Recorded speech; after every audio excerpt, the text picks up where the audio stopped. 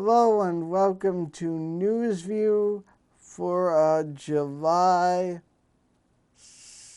8th, 2011.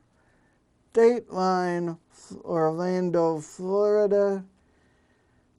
According to CBS News and affiliate WKMG and the Associated Press, Casey Anthony will be released on Wednesday from jail. She will remain in jail for just one more week.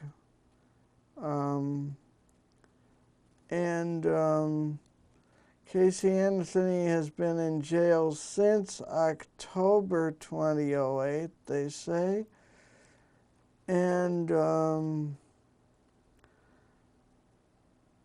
And she's received a fine of $1,000 for each count of providing false information to law enforcement, plus court costs. And according to the Daily Illini in Champaign-Urbana, Illinois, the dead body found on State Street in the 800 block of North State Street in Champaign, Illinois, has been identified as a 50-year-old homeless man. At first, they couldn't tell the race or age of the man due to decomposition, and the heat helped that happen. The cause of death, though, is still unknown. It does not look like a homicide at this point. The autopsy was carried out in Bloomington Thursday morning. The name of the homeless man found dead is Nathaniel Carter, age 50, of Champaign. He had been homeless since February of this year. And in other news, News of the World is shutting down amid a hacking scandal, according to the Los Angeles Times and other news sources. Rupert Murdoch's company News Corp owns the now soon-to-be defunct paper. The allegations are that it hacked into cell phones of celebrities, politicians, and crime and military combat victims. So Thursday, Rupert Murdoch announced that he will be shutting down News of the World, Britain's best-selling Sunday tabloid newspaper, or maybe best-selling of all the newspapers. So News Corp shutting down News of the World. And in sports, Deron Williams, the NBA Nets player, has signed an agreement to play in Turkey during the National Basketball Association's lockout. The deal should become official in the next 24 hours, and ESPN.com confirmed the story originally reported by a Turkish television station, NTV Spoor. And Williams is age 27 and is a two-time All-Star and one of the NBA's top point guards. And he will be beginning September 27th playing basketball in Turkey.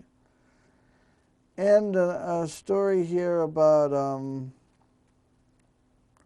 a bear mauled a hiker in Yellowstone National Park in Wyoming, according to the Associated Press. But the park authorities will not try to capture the female grizzly bear that killed a backcountry hiker because it was trying to defend its cubs, and they were surprised by a man.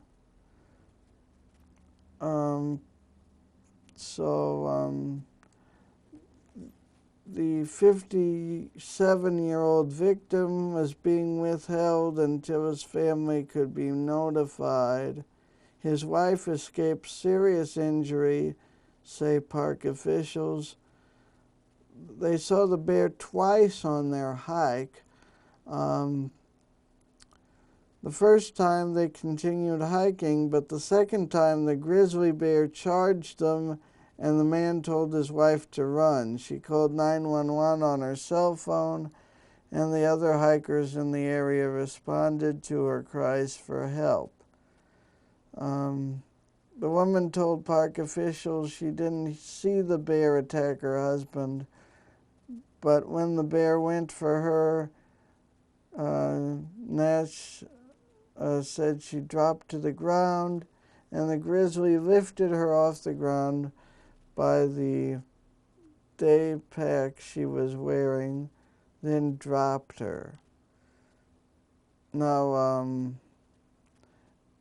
this was the first fatal grizzly mauling in the park or in the country since 1986, but the third in Yellowstone in just over a year, amid ever-growing numbers of grizzlies and tourists roaming the same wild landscape. Tourists have been flooding into Yellowstone Park in record numbers. 3.6 million tourists last year, and up 10% from 2009's 3.3 million, which was also a record. And we'll take a break and come back with more news, and then later we'll have some weather forecast right here on NewsView. Stay tuned.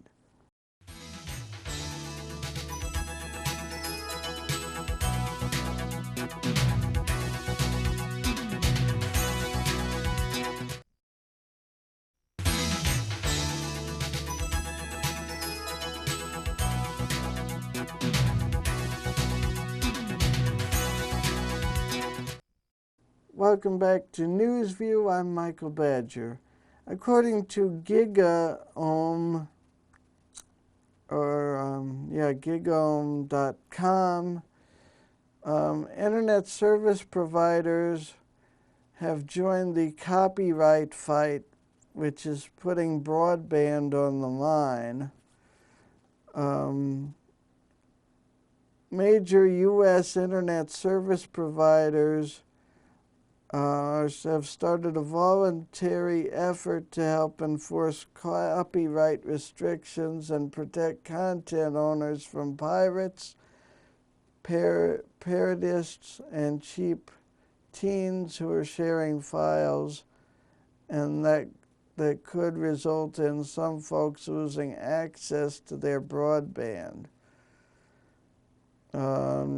This new effort, which has been dubbed the Copyright Alert System, includes Comcast, AT&T, Time Warner Cable, and Verizon. The agreement confides much of what ISPs do now when faced with complaints from content owners. But instead of a mere notification system for broadband subscribers, it also gives ISPs a chance to slow, block, or cut off a misbehaving subscriber's broadband access. Well, I can say that I do not think this will be popular. That's my 2 cents. Anyway, the FCC has had its usual non-committal response to the effort, and hopefully the courts won't prove so tepid if cases are brought before them. But here is what the FCC said according to Gigome.com. Quote, today's announcement of a voluntary cooperative effort to combat online copyright infringement is a positive development. As the Commission has recognized, copyright infringement has serious adverse consequences for the economy, and efforts to address this issue can and must coexist with robust protections for internet freedom and openness. We look forward to the recommendations of the organization that will be created as a part of this effort, unquote. And that's what the FCC's official response to the dubbed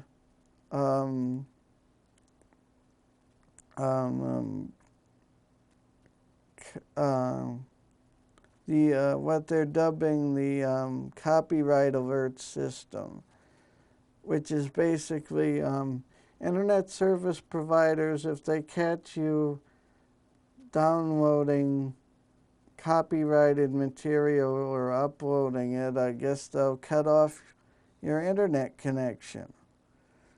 So this could get very interesting. I smell a fight there coming. We'll see. And in other news, news according to USA Today, presidential candidate Tim Pawlenty likes Lady Gaga. The GOP presidential hopeful is a fan of Lady Gaga. And he said, according to The Hill, quote, I gotta say, even though she's a little unusual, Born This Way has got some appeal. She's actually very talented. If you go to the end of the HBO special, the Lady Gaga HBO special, and you watch her sing a cappella, Born This Way, she can sing. She can definitely sing. She's talented, said Mr. Pawlenty, the presidential candidate for the Republican Party. So Tim Pawlenty likes Lady Gaga, apparently. And in other news, in San Francisco now, police say that they have recovered a drawing by Picasso where a man just walked in the museum and took the Picasso drawing off the wall and walked out with it. They recovered the piece of artwork, which is worth an estimated $200,000. Police held a morning news conference yesterday to announce the break-in case and the Picasso on hand as well. They identified the subject as Mark Lugo from Hoboken, New Jersey. Police say he flew out to the Bay Area on an airplane Monday, and he was arrested in Napa on Wednesday. Investigators credited the Lefty O'Doul's bar security camera as key to the break-in in the case. The break-in in the case he just went on a Tuesday walking into the Weinstein Gallery of Geary Street and walked away with a 1965 Picasso drawing titled Tête de Femme. Police said the thief then jumped into a cab with the picture and drove off. But before he hailed the cab, he walked in front of Lefty O'Doul's, which is a bar a couple doors down from the gallery, and it had a camera. He was charged with burglary, grand theft, possession of stolen property, possession of a controlled substance, and possession of narcotic-controlled substance, and his bail has been set at $5 million. So I guess that's about it for news on NewsView. Please stay tuned for the rest of NewsView and the weather. I'm Michael Badger. Have a great night.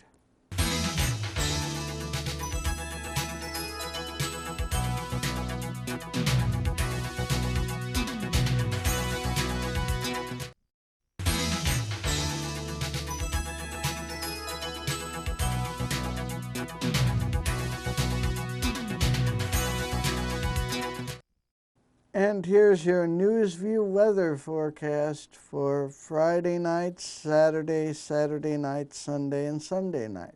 Friday night, mostly clear skies with a low of 65 degrees Fahrenheit. Saturday, mostly sunny, high temperature of 88 degrees Fahrenheit. Saturday night, partly cloudy skies with a low of 70 degrees Fahrenheit. Sunday, partly cloudy, high temperature of 90 degrees Fahrenheit. And Sunday night, low of 72 degrees Fahrenheit with a chance of thunderstorms. If you missed any of that or need to see it again, it should come up now. And thanks for watching NewsView Weather.